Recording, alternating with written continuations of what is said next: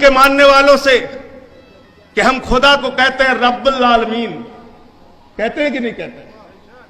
पूरे आलम का रब, पूरे आलम का रब यानी शोहरत अली का भी रब और संजय सिंह का भी रब यानी अशोक सिंह का भी रब और वकार भाई का भी रब, पूरे आलम का रब अगर है तो उसको बांटो मत हिंदू और मुसलमान के नाम पे, पूरे आलम का रब है। और जब हम हजरत मोहम्मद साहब सल्लल्लाहु अलैहि वसल्लम का नाम लेते हैं तो हम कहते हैं रहमतुल आलमीन, कहते हैं कि नहीं कहते हैं? कहते हैं कि नहीं कहते हैं?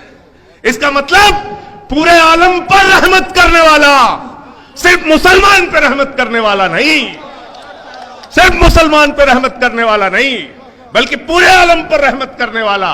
उसमें हिंदू भी है, उसमें सिख भी है, उसमें ईसाई भी है, उसमें अगला भी है, उसमें पिछड़ा भी है, यानी पूरे आलम में, पूरे दुनिया में जो जो भी रहता है उस पर रहमत करने वाला।